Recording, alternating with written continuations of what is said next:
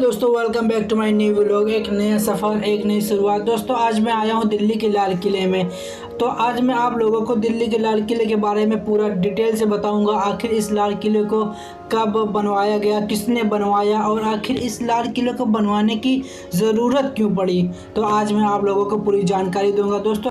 तो ये है दोस्तों लाल किले का एंट्री गेट और इसी के जस्ट सामने दोस्तों आपको मिल जाएगा टिकट घर, जो कि आप लोग यहाँ से टिकट ले सकते हैं। तो सबसे पहले मैं यहाँ से एक टिकट ले लेता हूँ, जो कि मुझे टिकट मिला है यहाँ से 80 रुपये का और एक 50 रुपये का टिकट है दोस्तों।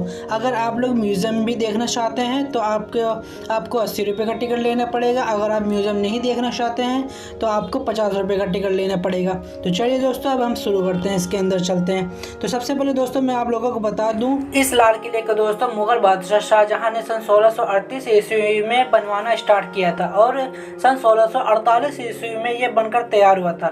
इस लाल किले को बनने में पूरे 10 साल का समय लगा था। कुछ लोग दोस्तों समझते हैं कि इस किले को मुगल बादशाह अकबर ने बनवाया था, लेकिन ऐसा नहीं है। इस किले को मुगल बादशाह शाहजहां ने बनवाया था। और दोस्तों जो आप लोग ये गेट देख रहे हैं, इसे लाहौरी गेट कहते हैं, क्योंकि इसका फेस जो है पाकिस्तान के लाहौर की तरफ है, इसीलिए इसे लाहौरी गेट कहते हैं। और इस किले के अंदर जाने के लिए दोस्तों अब गवर्नमेंट ने पत्थर के ब्रिज बना दिए हैं, लेकिन ये पहले लकड़ी के ब्रिज हुआ करते थे और इसे रात को उठा लिया करते थे, फिर दिन में इसे नीचे कर दिया करते थे, या कभी जब कोई दुश्मन आता था तो इसे ऊपर कर दिया करते थे। ये जो दोस्तों आप सामने दो तोप देख रहे हैं, ये जो लाल किले के बाहर दो तोप रखे हुए हैं, ये दोस्तों मुगल टाइम के तोप नहीं है, न ही कोई मुगल बादशाह के तोप हैं। ये दोस्तों अंग्रेजों ने बनवाए थे तोप, और उस तोप को लाल किले के बाहर रखवाया था। इस पर अंग्रेजों की मुहर भी लगी हुई है। तो चलिए दोस्तों, अब हम लोग इस किले के अंदर चलते हैं। ये जो दोस्तों आप सामने देख रहे हैं, ये लिफ्ट है। इसे जब हमारे देश के प्राइम मिनिस्टर श्री मनमोहन सिंह जी थे, तो इस लिफ्ट को उन्होंने बनवाया था अपने लिए, ताकि उनको सीढ़ियों पर चढ़ने से दिक्कत हो रही थी, इसीलिए उन्होंने अपने लिए ये लिफ्ट बनवाई थी। लेकिन हमारे देश के मौजूदा प्राइम मिनिस्टर श्री नरेंद्र मोदी जी इन्हीं सीढ़ियों से चढ़ते हुए ऊपर जाकर हर साल 15 अगस्त के दिन झंडा फहराते हैं। लेकिन दोस्तों जो आप लोग ये लाल किले के सामने ये चारों तरफ दीवार देख रहे हैं, जब मुगल बादशाह शाहजहां ने इस किले का निर्माण कराया तो ये दीवार नहीं थी, लेकिन जब औरंगजेब आलमगीर इस हिंदुस्तान के मुगल बादशाह बने तो उन्होंने ये सामने दीवार करा दी और इस गेट का निर्माण कराया, ताकि कोई भी दुश्मन सीधा इस गेट के पास ना आ सके, उसे घूम कर आना पड़े और उसकी ताकत आधी हो जाए। तो चलिए दोस्तों, अब मैं आप लोगों को मार्केट दिखाता हूँ। ये दोस्तों इस लाल किले के अंदर बनी हुई ये मार्केट है, जिसे छत्ता बाजार कहते हैं। कुछ लोग दोस्तों इसे मीना बाजार भी कहते हैं, लेकिन इसका नाम मीना बाजार नहीं है, इसका नाम छत्ता बाजार है, क्योंकि ये एक मुगलों के टाइम की एक ऐसी पहली मार्केट है जिसे छत के साथ बनाया गया, इसीलिए इसे छत्ता बाजार कहते हैं।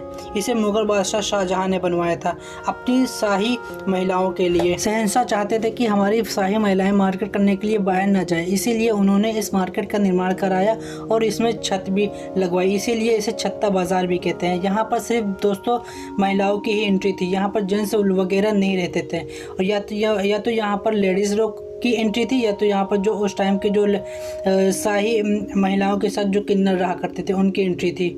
यहाँ पर जेंट्स वगैरह की कोई एंट्री नहीं थी। और इस बाज़ार में दोस्तों सबसे ज़्यादा सोने, चांदी और हीरे की दुकानदारी हुआ करती थी। ये जो दोस्तों आप लोग मेहराब देख रहे हैं, ये कोई भी मेहराब दोस्तों, जितने भी मेहराब देखेंगे ये एक दूसरे से छिपे हुए नहीं है। और दोस्तों मार्केट के बीच में, यानी 16 मार्केट इधर है, 16 मार्केट उधर है, उसी के बीच में दोस्तों ये पूरा खुला रखा गया है, ताकि इस पूरे मार्केट की गर्मी जो है बाहर निकल सके और बाहर की ठंडी हवा अंदर आ सके।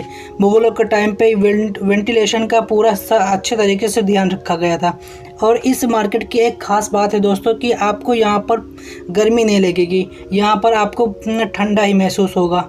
हर तरफ से दोस्तों आपको ठंडी हवा मिलती रहेगी। मुगलों के टाइम पे इस चीज़ का बहुत ही बेहतरीन तरीके से ध्यान रखा गया। और दोस्तों अगर आप यहाँ से देखेंगे तो आपको कोई भी डिज़ाइन एक दूसरे से छिपी हुई नहीं मिलेगी। ये देखिए दोस्तों, पूरे अच्छे तरीके से यहाँ पर हवाओं का ध्यान रखा गया है, ठंडक का ध्यान रखा गया है। आपको यहाँ गर्मी बिल्कुल नहीं लगेगी। और दोस्तों जैसे ही आप इस मार्केट के बाहर आएंगे तो आपको ये जो बिल्डिंग दिखेगी इसे अंग्रेजों ने बनवाया था। जब 1658 ईस्वी में इस लाल किले पर अंग्रेजों का कब्जा हुआ तो अंग्रेजों ने इस लाल किले के अंदर इस बिल्डिंग की निर्माण कराया और अब ये बिल्डिंग डालमिया ग्रुप के अंडर में है और डालमिया ग्रुप ने इसे होटल और म्यूजियम बना दिया है। और अगर आप इस म्यूजियम के अंदर जाना चाहते हैं तो आपको इसे के अंदर जाने के लिए पर पर्सन का 100 रुपये देना पड़ेगा। और जब दोस्तों आप इसके आगे आएंगे तो आपको ये म्यूजियम देखने को मिलेगा। यहाँ पर दोस्तों इसी तरह 3 म्यूजियम है और प्राइवेट म्यूजियम मिलाकर 4 म्यूजियम है। जब आप लोग 80 रुपये का टिकट लेंगे तो आपको इस म्यूजियम के अंदर एंट्री मिलेगी। इस म्यूजियम की दोस्तों मैंने वीडियो अलग से बनाई हुई है, आप मेरे इसी वीडियो के डिस्क्रिप्शन बॉक्स में जाकर देख सकते हैं। और यहाँ पर आपको पीने के लिए पानी भी मिल जाएगा। और ये है दोस्तों नौबत खाना, जिसे नक्कार खाना भी कहते हैं। जब कोई शाही फैमिली या शाही मेहमान इस किले के अंदर एंट्री करता था, वहाँ से शाही मेहमानों के लिए नगाड़े बजाए जाते थे। उनके स्वागत के लिए यहाँ से नगाड़े बजाए जाते थे इस नौबत खाना से। दोस्तों आप मुगलों के बनाए हुए जितने भी किले देखेंगे उसमें ये नौबत खाना जरूर रहेगा। जैसे ही किले की एंट्री होगी उसके बाद ये नौबत खाना जरूर बना रहेगा। तो चलिए दोस्तों अब इसके अंदर चलते हैं, नौबत खाने के अंदर। तो जैसे दोस्तों आप इस नौबत खाने के अंदर आएंगे आपको सबसे पहले यहाँ पर कुरान की कुछ लिखी हुई आयतें मिलेंगी जो पत्थर पर लिखी हुई हैं और कुछ मिट गई हैं। ये देखिए दोस्तों यहाँ पर कुरान की आयत लिखी हुई है। ये जो दोस्तों आप लोग यहाँ पर शीशे के अंदर बनी हुई पेंटिंग देख रहे हैं, इसमें पहले सोने लगे हुए थे। इस पेंटिंग के अंदर सोना लगा हुआ था। उसके बाद जब यहाँ पर अंग्रेज़ों की हुकूमत हुई इसके अंदर, लाल किले के अंदर जब अंग्रेज़ लोगों ने एंट्री करी तो इसमें से सोना निकाल लिया। ये देखिए दोस्तों किस तरीके से खूबसूरत तरीके से यहाँ पर डिज़ाइन की गई है। और जो दोस्तों आप ये सामने देख रहे हैं इसे दीवाने आम कहते हैं। यहाँ पर दोस्तों बादशाह अपने आवाम की मुश्किलों को सुना करते थे और इंसाफ किया करते थे। तो ये है दोस्तों नौबत खाने का पीछे का व्यू। पीछे से दोस्तों इस तरह दिखता है। तो दोस्तों इस वीडियो को पूरा जरूर देखिए। इस वीडियो में आपको बहुत सी ऐसी जानकारियाँ जानने को मिलेगी जिसके बारे में आपको नहीं पता है। आप लोगों ने कई बार लाल किला घूमा होगा लेकिन आपको ऐसी जानकारियाँ नहीं पता होंगी। तो वीडियो को पूरा जरूर देखें। ये है दोस्तों दीवाने आम, जहाँ पर मुग़ल बादशाह अपनी आवाम की मुश्किलों को सुना करते थे और फैसला सुनाया करते थे। और दोस्तों जो आप लोग ये दरवाजे देख रहे हैं जो कि शाही तख्त के 2 इस साइड है 2 उस साइड है, ये रूम हुआ करते थे। जब कोई मुग़ल बादशाह अपने आवाम की मुश्किलों को सुनकर कोई भी फैसला लेते थे तो उस फैसले को, उस परेशानी को और जो आवाम अपनी फरियाद लेकर आती थी तो उसे नोट करके इन सभी रूमों में रख लिया जाता था। और दोस्तों जो आप ये शाही तख्त देख रहे हैं इसे भी मुग़ल बादशाह शाहजहां ने बनवाया था। जब इस किले का निर्माण कराया था मुग़ल बादशाह शाहजहां ने, उसी वक्त इस शाही तख्त का भी निर्माण कराया था मुग़ल बादशाह शाहजहां ने दीवाने आम के लिए। और शाहजहां के बाद जितने भी मुग़ल बादशाह रहे हैं सभी ने इसी तख्त पर बैठकर हिंदुस्तान पर हुकूमत की है और अपने अपने फैसले सुनाए हैं। वो जो दोस्तों आप दरवाज़ा देख रहे हैं उसी दरवाजे से दोस्तों जितने भी बादशाह होते थे वो उसी दरवाजे से आते थे और इस शाही तख्त पर बैठकर अपनी आवाम की मुश्किलों को सुना करते थे और फैसला सुनाते थे। ये जो दोस्तों आप लोग छत में लगी हुई जाली देख रहे हैं ये उस ज़माने में एग्जॉस्ट फैन की तरह काम करते थे। ये गर्म हवा को बाहर निकालते थे और ठंड हवा को अंदर लेते थे ताकि जब आवाम यहाँ पर इकट्ठा हो तो यहाँ पर गर्मी ना हो, ठंडा महसूस हो। और जो दोस्तों बादशाह के टाइम पे आवाम हुआ करती थी उस आवाम को सिर्फ इस दीवाने आम तक ही आने की इजाज़त थी। इस दीवाने आम के उस पार जाने की बिल्कुल भी इजाज़त नहीं थी क्योंकि उस तरफ शाही फैमिली रहा करती थी। इसीलिए किसी भी आम इंसान को इस दीवाने आम के उस पार जाने की बिल्कुल भी इजाज़त नहीं थी। ये है दोस्तों दीवाने आम का बैक साइड। यहीं से दोस्तों बादशाह दीवाने आम की तरफ जाते थे और यहीं से इसी दरवाजे से दोस्तों जाकर अपने शाही तख्त पर बैठते थे। तो चलिए दोस्तों अब मैं आप लोगों को बताता हूँ कि आखिर मुग़ल बादशाह शाहजहां ने इस लाल किले को क्यों बनवाया और इसका नाम आखिर में लाल किला है या कुछ और इसका नाम था। आखिर ऐसी कौन सी वजह है कि मुग़ल बादशाह शाहजहां ने इस किले को यहाँ दिल्ली में बनवाया, क्योंकि सभी मुग़ल बादशाह तो आगरा में रहा करते थे। क्योंकि दोस्तों जितने भी मुग़ल बादशाह थे वो सभी गर्मियों के टाइम पे कश्मीर जाया करते थे और उन्हें आगरा से पहले दिल्ली आना पड़ता था और फिर उसके बाद कश्मीर जाना पड़ता था। और उसके बाद जब हिंदुस्तान के मुग़ल बादशाह शाहजहां बने तो वो भी इसी तरह पहले दिल्ली आते थे और उसके बाद कश्मीर जाते थे। तो शाहजहां ने सोचा कि आगरा से दिल्ली, दिल्ली से कश्मीर जाने में बहुत टाइम लगता है और बहुत समय ख़राब होता है।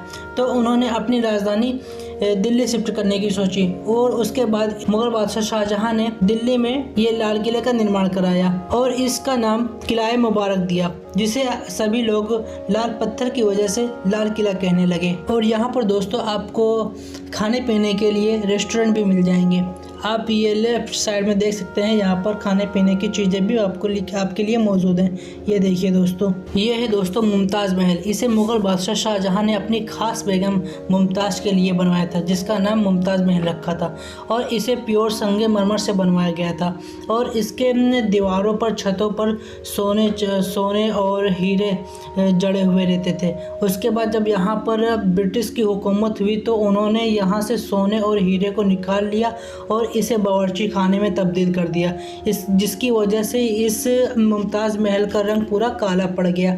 और उसके बाद आज़ादी के बाद हमारी हिंदुस्तान की सरकार ने इसे वाइट पेंट से रंग दिया, जिसकी वजह से आज ये थोड़ा सा खूबसूरत और दिखने लगा है। और दोस्तों इस मुमताज़ महल के बीचों बीच में ये जो आप देख रहे हैं, इसमें नहर बहिश्त बहा करती थी, जिसकी वजह से ये मुमताज़ महल बेहद ठंडा रहता था, जिसके बारे में यहाँ पूरा लिखा हुआ है। दोस्तों आप वीडियो को स्टॉप करके पढ़ सकते हैं। और शाही महिलाओं की देखरेख करने वाली बांदियों के नीचे ये कमरे हुआ करते थे।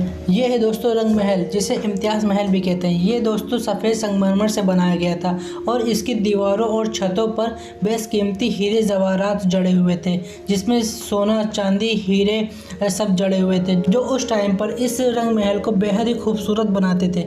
लेकिन जब उसके बाद यहाँ पर ब्रिटिश गवर्नमेंट की हुकूमत हुई तो इस रंग महल से सभी हीरे जवाहरात को ब्रिटिश गवर्नमेंट ने निकाल लिया और इसे काफ़ी नुकसान भी पहुंचाया। ये जो दोस्तों आप स्टील से लगी हुई रेलिंग देख रहे थे, वहाँ पर दोस्तों फाउंटेन बना हुआ है और जब यहाँ से ये पानी अंदर को जाता था तो वहाँ पर फुहारे निकलते थे, जो इस रंग महल को और भी ज़्यादा खूबसूरत बनाते थे। ये देखिए दोस्तों, ये दीवान आम का बैक साइड है। तो चलिए दोस्तों, अब मैं आप लोगों को इस रंग महल के आगे शाही हमाम खाना दिखाता हूँ, जिसे शाही स्नान खाना कहते हैं। और इसी के सामने दोस्तों आप लोगों को मैं दिखाऊंगा कि जो मुग़ल बादशाह औरंगज़ेब आलमगीर ने मस्जिद बनवाई थी, आप लोगों को मैं दिखाता हूँ। ये है दोस्तों शाही हमाम खाना, जिसे स्नान घर भी कहते हैं।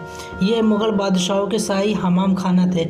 और ये है दोस्तों मुग़ल बादशाह औरंगज़ेब आलमगीर ने जब इस हिंदुस्तान पर हुकूमत करनी शुरू की तो उसी के बाद इस मुग़ल बादशाह औरंगज़ेब आलमगीर ने इस मस्जिद की तामीर करवाई। और दोस्तों इसे मुग़ल बादशाह औरंगज़ेब आलमगीर ने इसलिए बनवाया था ताकि उनको बार बार 5 वक्त नमाज़ पढ़ने के लिए जामा मस्जिद न जाना पड़े।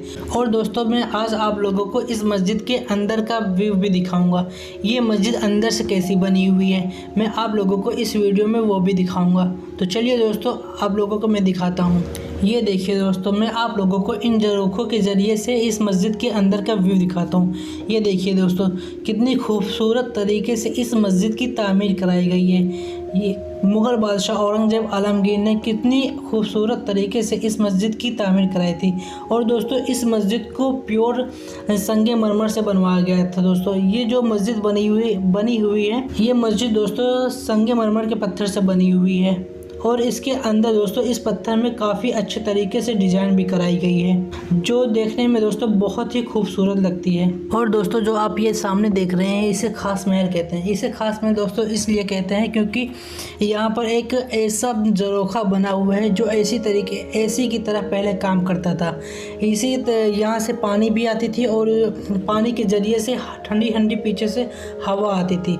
इसीलिए इसे दोस्तों खास महल कहते हैं। यहाँ पर जो शहंशाह होते थे उस टाइम के, वो यहाँ पर बैठकर ताज़ी हवाओं का और ठंडी हवाओं का आनंद लिया करते थे, इसीलिए इसे खास महल कहते हैं। ये है दोस्तों सावन मंडप और इसी के सामने दोस्तों भादो मंडप बना हुआ है, जो कि मैं आपको आगे चल के दिखाऊंगा। भादो मंडप, इसे सावन मंडप दोस्तों इसलिए कहते हैं क्योंकि जब इसे मुग़ल बादशाह शाहजहां ने इस बारिश को एंजॉय करने के लिए बनवाया था।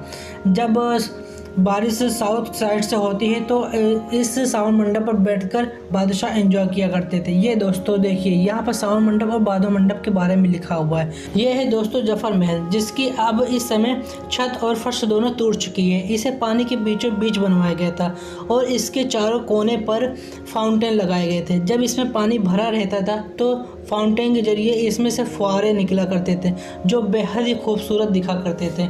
और इस जफर महल के अंदर बैठकर शहजादे आनंद लिया करते थे पानी का। और दोस्तों जो आप ये सामने देख रहे हैं ये भादो मंडप है। उस साइड दोस्तों बना हुआ है सावन मंडप है और ये भादो मंडप है। ये है दोस्तों जफर महल, जिसे आखिरी मुगल बादशाह बहादुर शाह जफर ने बनवाया था और इसी में बहादुर शाह जफर रहा करते थे।